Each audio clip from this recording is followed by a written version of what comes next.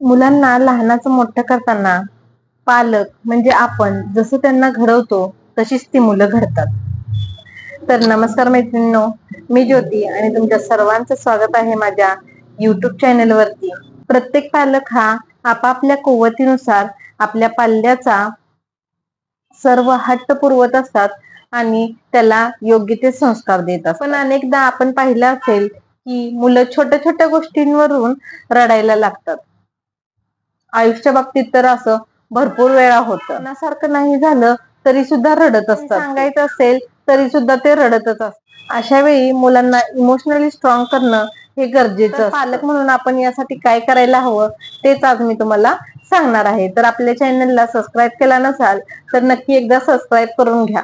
पालकांनी कायम मुलांच्या भावनांची कदर करायला हवी. मुलांना काय वाटतंय याला महत्व द्यायला हवं. एखादी गोष्ट आवडत नसेल किंवा ते त्या वस्तूला घाबरत असतील तर पुन्हा पुन्हा सारखं सारखं त्यांना त्याच गोष्टी समोर नेऊ नका किंवा त्या गोष्टीची भीती दाखवा. आपण त्याच्याशी संवाद साधून आणि त्याच्याशी प्रेमाने बोलून त्याला त्याबद्दलची भीती त्याच्या मनातली कमी करायला कधी कधी मुलांना रडू देखील द्यावे. भले ती पब्लिक प्लेस असेल तरी त्यांना त्या मनातल्या भावना दाबून ठेवण्यापेक्षा कधी कधी ते रडण्यातून त्यांच्या व्यक्त करत असतात. त्यामुळे त्यांना रडायचं असेल तर मनसोक्त रडू द्या.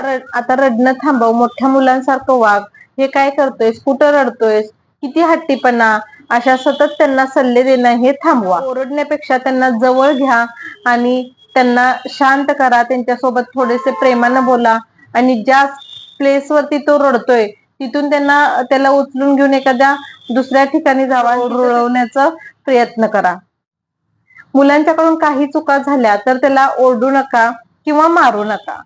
यामुळे आपण सतत ओरडल्यामुळे आणि रागवल्यामुळे काय होतं तर त्यांच्या मनात जे निगेटिव्ह थिंकिंग आहे ते निगेटिव्ह थिंकिंग स्ट्रॉंग होतं आणि पॉझिटिव्ह थिंकिंग त्यांचं लो होत जातं.